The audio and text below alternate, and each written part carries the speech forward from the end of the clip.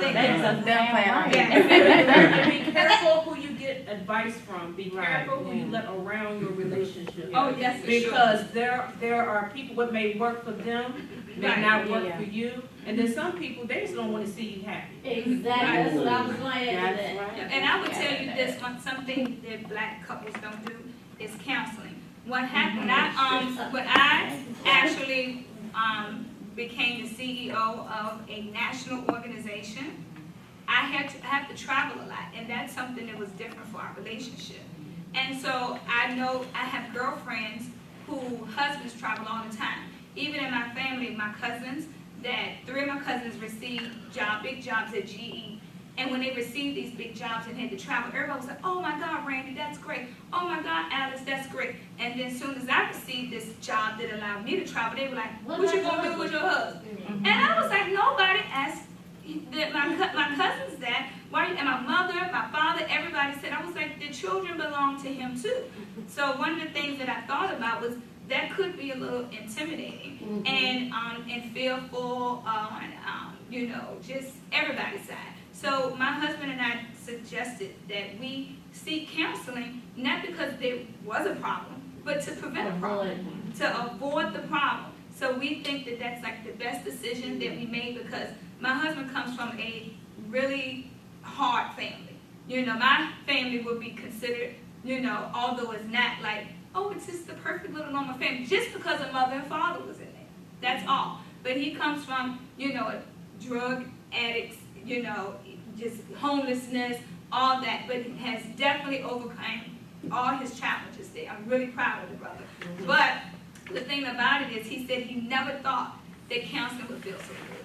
Like, he avoided that, and he teaches special ed, so he got all the answers. I got my master's from, I'm good, I know all the answers. And when he in there and we had to discuss things and pour out our hearts and be honest with each other, he really loved it. And he was like, I want to keep going to this. Yeah. So we make sure that once a month we just take time, not just to date each other, because you still have to do that too, but just to hear each other and have that mediator there, that person that helps us see things a little differently. And I know that people of African descent don't really do that, and I am so grateful that we continue to grow together, because we started one place, but we have grown professionally, and then we have to still keep our glue tight, So I would say, if you feel like you need support, when she said don't take it from anybody else, if you do feel like you need that support, a professional, and there are many people of African descent here that can do that and understand our situations, our dynamics. They really are great. So if you ever want that, I can drop you some names. Yeah, and that marriage is wonderful. I see it. I've seen it grow. I've seen it bloom. And I love them. I love the family. But I would like to say that I'm a widow, but I experienced till death do us part. We were married for 25 years, and it wasn't always roses and romantic songs, but the main thing that kept us good was that we were similar in what we loved, what we liked to do. We're both artists, we're both performers. So sometimes we didn't see each other for weeks because he was performing somewhere and I was performing somewhere, and we went like this. He was home, I wasn't home, blah, blah, blah, blah. But when we had our child, we knew we had to make some changes, and communication, as she said, is very important. So we communicated that, and deciding what she would do first. Would she be a musician first or a dancer? She does them both. So you find things that you love. You make sure that whatever that person does, it doesn't offend you, or it doesn't make you feel some type of way. That's the phrase y'all use, right? Yeah. It doesn't make you feel some type of way. You have to be comfortable in your skin and his, and help that person grow and build upon that. You answered your question when you were asking us the question. You said all the things you know about yourself that you might need to check. Okay, I like her phrase, check yourself. And if you know you need to improve upon those things, then do so and ask him, what are some areas that we can improve upon? Our relationship needs to build on one, and never like she said, you never keep secrets, you know, it's important to, Secrets are dead. yes, to say what you feel regardless to what you think may happen, Yeah. you know? So, I'll never remarry. I won't say never, I can stop that. My students say, Ms. Walker, don't say that. But right now, I still feel the love. And it's a wonderful thing when you find the one that's for you. And I also wanted to add, not to use that soap, and I also want to let you know that African dance will help you lose that weight as well. If you can do it. Oh, no. Not just teasing. Everybody can do You it can do because, it. It's wonderful. like the sister said, on the continent and our culture, it's within us. And it's it gonna go feels there. It feels so wonderful. good. You will love it. It feels wonderful. That's right. And they are. They're doing it now in all the videos. So get your run on and then come to our studio on Tuesday nights at 6 o'clock.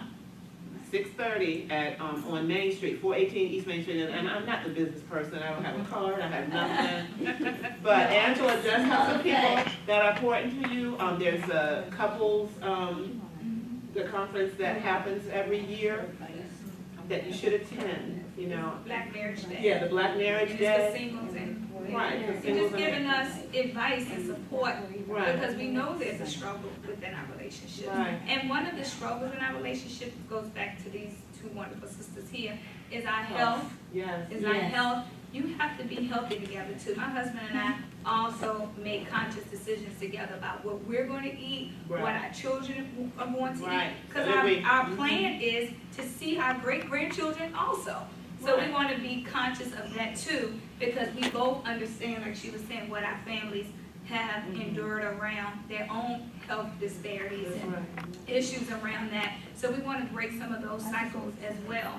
And I will share with everyone that in my program with Girls for Change and Camp Diva, it actually started out as a health program. Yeah. You know, it started out just seeing, you know, so many girls of color looking older than me. You know what I'm saying? And I remembered one time, a Tai Chi instructor was at the bed and breakfast with the girls, and the girls could not move. Like these 11 to 15-year-olds could not move. And the girl said, I think it's because I'm carrying 3 people that I can't do this move. You know, and so she just like, she said, when I get on the scale, I'm like, I weigh with 3 people will probably weigh. And at that moment, I knew that that was the focus. The reason I really got into self-esteem and self-discovery, because I started Camp Diva really just looking outside my window and said, this is a hot mess. And I wanted to change it. And so I walked into Friends Association for Children in Gilbert Court and said, can I have some of these girls, like 15 of them, 2 weeks in the summer, so that I can do this program in memory of my friend's daughter, who really wanted to do something totally different. And they said, yes. Like, they did not hesitate. They just gave me the girls. It was like, we'll bring them to you. I mean, and people were just that desperate for something for black girls. Because I tell you what you're doing is so important, because studies have shown, I just read a study not too long ago, young girls who get concerned about their health and their body, running, swimming, these things, are much less likely to have a child Yes, they are. before they graduate from high school, or before they get in a committed relationship, or before they can afford to take care of it themselves. Right. So that really And it has contributes. broken some of those colorism issues in my program. You know, because when the girls are feeling better, they don't give a damn if they light or dark. They just like, I feel good, I look good, whatever. You know what I'm saying? And they'll do it just like that. The health piece has been like the top goal of my program. And it just really, girls in my program, and we have Camp Diva here at Virginia Union. Yes, y'all do not know that. This will be our 3rd year here. And the reason we did that is because we wanted to bring girls back to HBCUs and have that experience. So we're at Hampton, we have a program, and the West Coast will have programs. They do not have HBCUs, but they have girls' schools. So I'm at Mills College, and in Oakland. So just to give girls that opportunity to just plant their feet on the ground. And one of the things that I always make sure, I can't be here if the gym is not available to me. I need the gym. And I also need a place where the girls can cook healthy. And I need to be able to get the girls on the bus so they can walk to the bus. We don't take all the field trips on the coach bus. It's like little things like that that I'm trying to get. And I'm telling you, parents literally fight me. They're gonna walk.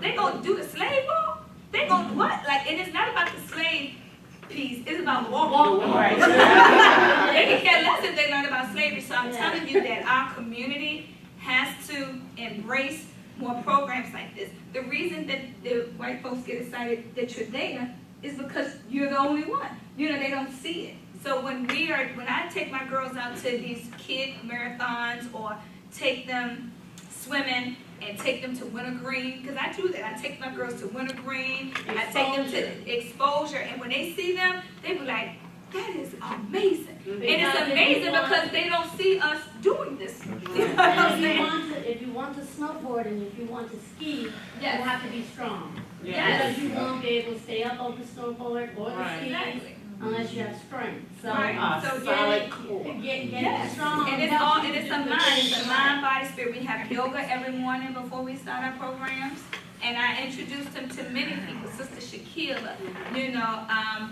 Karan, anybody is not always the same. And everyone who facilitates anything that's fitness related is always a person of color. Every person who comes and they see at least 20 people. They see LaShonda dancing. They see someone drumming. They see some, to understand that the music can be incorporated, and they love that because they think it's odd to see us moving our bodies. We double dutch, we kickbox, we do it all. So every day you're moving your bodies. But the reason, again, what I was saying that I got into the social piece is because that's when I noticed the girls were lacking, understanding some of the things the sister was saying earlier, how they can be engaged in social change and can make a difference in their communities, because they always was complaining about something. So then we said, well, then do something about it. How to speak up, how to use their voices, be seen, heard, and celebrated. Sisterhood was a problem too. They didn't like girls. Right. So we realized that we can't do all this health piece, but they still struggling with the social piece. And that's why we incorporated that. But we really started out because we wanted them to be healthier so they could be happier. Then you can stay up and do your books and make sure that your finances okay. I was like, I had to get my community healthy first before I started all the other stuff. Because you can't be rallying for anything and you can't walk down the street. You know what I'm saying? I can't teach you social change. Right, because they like, and they always hot. You know what I'm saying? Or irritated. And they'll say how they say, it's hot out here. It's hot. It's hot. I want to say, you do have Drew Medical School in Los Angeles. That's a historically black college. It is. I've been looking for one. Yes. So it's a medical school. Yes, Drew. And Drew. that would be your alliance. If anything that's health related will be Drew. Because they're Right. black, female, male doctors. What is your name again, young lady in the back? Oh, What's your name again? me? Sashana. Shannon? Sashana. Shannon? Yeah. Okay, all these ladies have beautiful stories, so now it's time for my horror story for you. Uh-oh. Because everybody needs a horror story. They're also wise and sweet. But now I'm going to give you the real deal. Okay, so you have this boyfriend, I think that's nice. By the way, you're beautiful. You don't need any pepper and soap. You just need, you're really young, and you can get fit really fast. So let me tell you, as a 60-year-old, don't wait. I think I probably lost and gained the same 100 pounds like 10 times. Don't do that. Start now, get it in a habit. Don't say you're going on a diet, simply change the way you eat. Don't go on a diet, just start to put things into your routine until they become natural. And I wish I'd known this earlier. I mean, you don't think of brushing your teeth, do you? As something like, oh, I gotta brush my teeth. I mean, I brush my teeth 3 or 4 times a day, and you might too. And you don't have any emotion about it. Make exercise the same way. There's no emotion about it. It's just something you do. Okay? So I want you, but you're beautiful. So make no mistake about that. So I've had serious relationship problems because you heard me say I come from a family of women, right? I had great aunts that were so tough. I mean, I don't have a great aunt who was married less than 3 times. I had one great aunt that owned a ton of property, when women couldn't buy property at all, not even white women, but she had property because she was just that slick. And I remember the first time I stayed with her, a brother came over and they got in a huge fight about which man she divorced for what reason. and so they were going back and forth. He was like, Lily, you divorced the minister because he didn't get your birthday present. She said, no, that was the taxi driver. And I was like, oh my God. And my grandmother once told me, well, you know the reason I didn't get divorced? Because I knew the people in our hometown would just keep saying, those mighty women, they can't get along with anybody. So I stayed with Cliff just to prove them wrong. And I was like, not because you love my Big Daddy, I thought you loved it. So needless to say, coming from a long line of strong women, it can really be tough. I think my first husband, I think he began to turn a little bit the first time I took him around some of my great aunts. He thought, oh my God, who are these people? So I've been with my husband 27 years, and he is my third husband. Okay. So you can strike out. but what happened? I had to find the right one. I really have not changed. I finally had to find somebody who was okay with who I was, and someone that I could work with. I'm an extrovert, he's an extrovert. I mean, she was right, said, do you like the same things? We both like to travel, we love the beach. When we go to islands, he was like me in that I don't like to be a tourist. I like to stay where the people stay and really learn what it's like to be a Bajan. I don't want to be at Sandals or somewhere like that. And other people I was married to was like, I don't want to get to know any Bajans. I want to stay at the resort and on their beach, So when you have almost ideological clashes like that, it's not going to work. So, and I got my PhD and my master's with this husband. He did research for me. He's been terribly kind. I got 2 postdocs. Before I got tenure, I had one in Berkeley, had a Rockefeller Foundation postdoc, in which this time, first time he moved actually with me, quit a really good job, got a labor job, it paid well. We actually went to Genentech outside of San Francisco, learned to be a hazardous materials handler, just to be with me and support me at Berkeley. The second time, I left him for a whole year, took the Rockefeller Foundation postdoc somewhere else, and we were apart for a year, and it still worked out with me flying back to Seattle, because I was living in Seattle and teaching at the University of Washington. So we could because we were great communicators, we're a lot alike on a lot of things. We love to cook, he's a great cook. I like to cook, we do that together. And, he loves my family, I love his family. There's no conflict about people visiting. He loves my friends, I love his friends. And so there's no irritants like you have sometimes. Because I hate your girlfriends, and I hate your mama, and I hate your sister. I have a colleague, every time his mother-in-law comes, he puts it on C-SPAN. He leaves the TV on C-SPAN the whole time, pretending that he needs to watch it all that time for his work. And so naturally, the visits have shortened. But and that's just a little petty, irritating thing that he does. But see, for me, I'm a personality that would get on my nerves, and I'm just cussing out, and you can't do that. You know what I'm saying? So you need somebody that's kind of in sync with you emotionally. So I would say to you, older, I think that was great advice.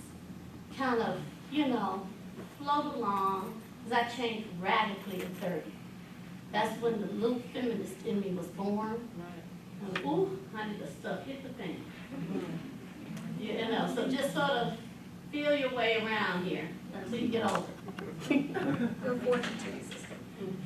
Well, I just have to say, I know I'm not on the panel, but I have been where you are, and Sabrina and I know each other because she is my running coach instructor. And I am all about being that strong black woman that you are. But there's a time and there's a place. And you can do that and not emasculate your husband. Sabrina will tell you, I cook before I leave my house. I knew I was coming here today. This morning I woke up and I said, darling, do you mind if I go support Starfish? He said, certainly, but what are we going to eat? And I said, absolutely. So I got off work 30 minutes early, went to the gym, came home, cooked, made salmon and steak, rice, potatoes, and vegetables, and another vegetable for my son. Took him to practice and got here 20 minutes early. You have to there's a balance.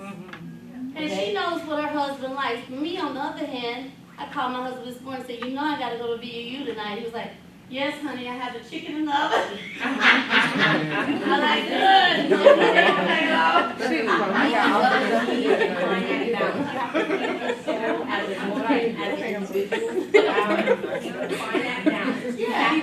I used to run all the time with Sabrina in the morning on Saturday. I used to run in the morning before I went to work. But when I got out of balance at home, when my son was saying, I'm hungry, when my husband was eating leftovers 2 days in a row, I have to readjust and understand where my priorities are. I am the boss at work. But when I come home, I am his wife and I am their mother. And that is my real job. That feeds my soul, that feeds their soul. So my son and daughter will go out there and be productive individuals in life. My job is not more important than them. I'll wake up at 4 o'clock in the morning and we'll work so that at 7 o'clock, I shut that computer off in the evening and we have our family time. Whether that means we just talk about what happened at school for 10 minutes. I told Sister Hill, my son went to the Holocaust Museum today, right? He never been to the Black Museum downtown, but his school took him to the Holocaust Museum. So I'm trying to figure out which is more important. To him, he is Blackish. And it's important for me to understand. It's important for me to understand that about him. But you only get that when you find that balance. Okay? Be that strong Black woman, but understand at home, you can't have it both ways. But again, it's what y'all want.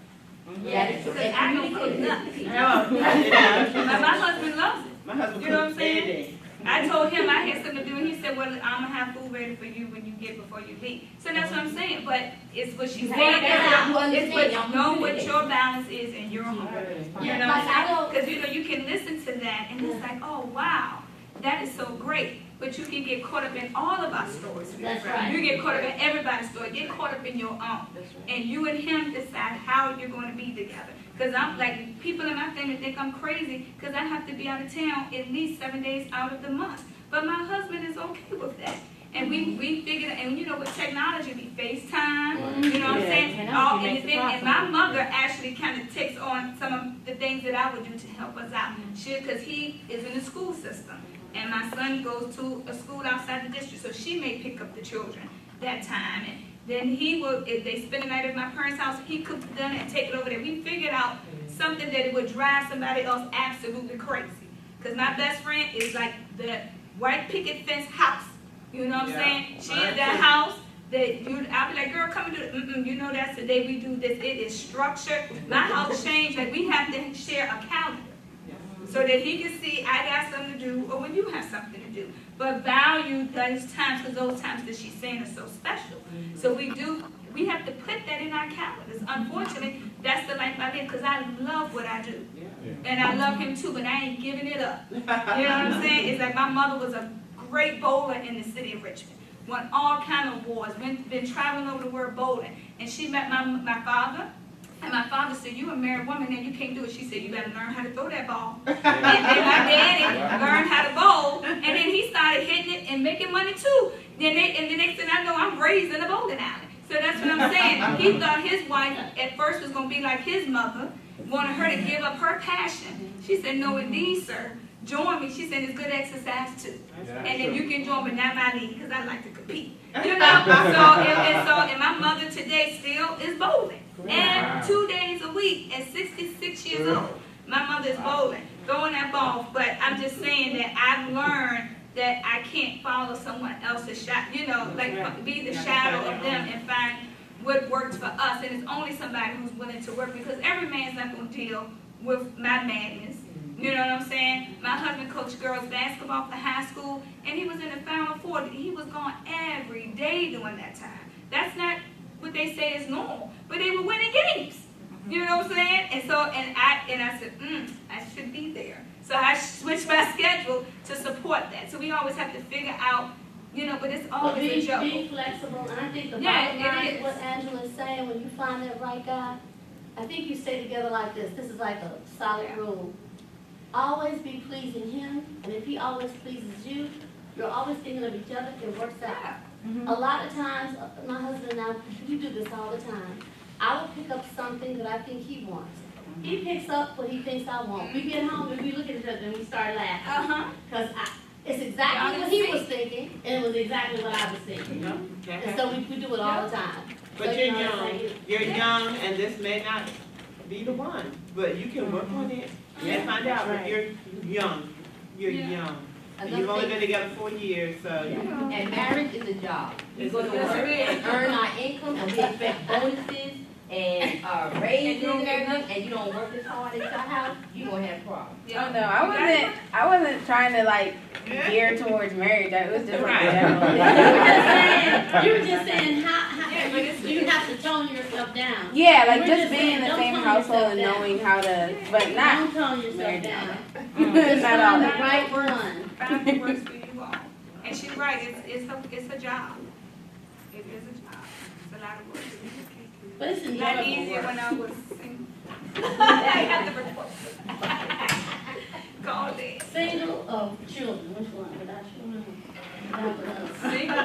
The children, even. Uh-oh. Thank you all. Yeah. Thank you. I loved it. I had a ball.